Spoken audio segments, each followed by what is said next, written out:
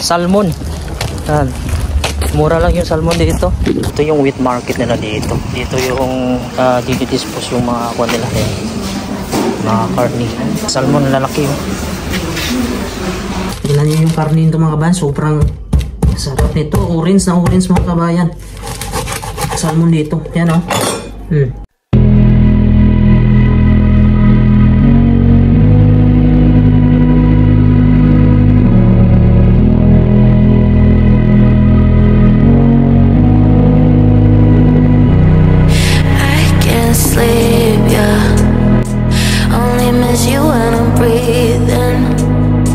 Ayun mga kabayan, nandito kami ngayon sa wheat market mga kabayan. Ayan sa likod natin kung saan yung mga nakadisplay yung mga isda na hinuhuli nila dito, mga render, mga seal. Ipapakita ko sa inyo dito kung ano yung mga pwedeng bilhin ng mga ulam. Ayan, ito yung wheat market nila dito. Dito yung didispose yung mga kuha nila, mga karni. Hanap tayo dito ng salmon. Salmon ang bibili namin dito. Ayan. Ayan, ito yung salmon nila. Yan, salmon lalaki. Yung laki. Bago ito ba yun? Bago? Labas. Yan, bago ito mga kabayan. Salmon. Bago nila eh.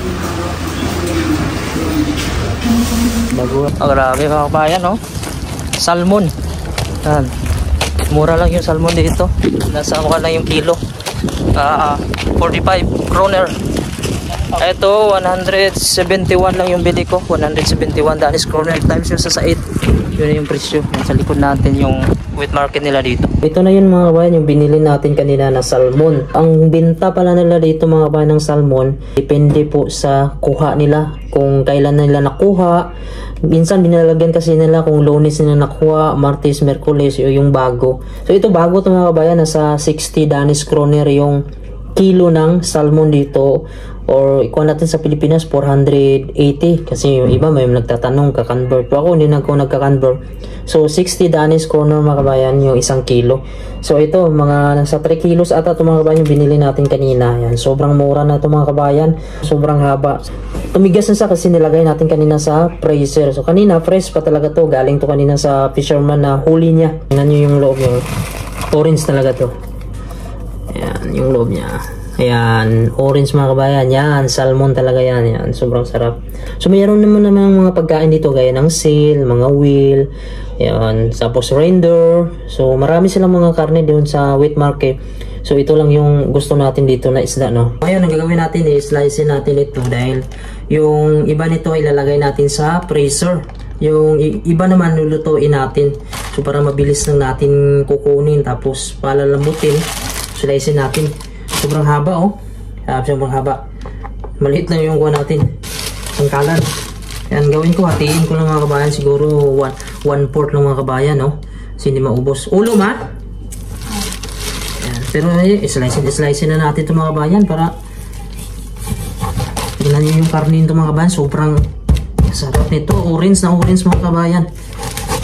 Salmon dito. Yan oh. Yan. Salmon dito sa Greenland. Ganito lang mga kabayan natin i-slicein.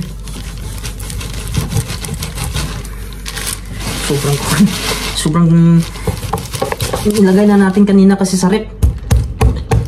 Ayan, sarap ito isigang. Ayan, nanyo oh. So yun mga kabayan, natapos na natin i-slice. Sobrang nahirapan ako kasi ang laki, saka ang dami. Ayan oh. Orange na orange talaga yung kulay ng salmon dito. Tingnan nyo oh. Ayan o. Ang sarap mga kabayan. Isigang ito. At saka paksiw. Daming pwedeng gawin ito. Marinate. Ihaw. Ayan o. Saka ito talagang sarap isigang itong ulo na to. Ayan. Ito ang gusto ko dito. Yung isigang dito yung ulo. Ayan. Ito yung salmon dito sa Greenland. So yun lang mga kabayan o. At maraming salamat po sa panunod. God bless po.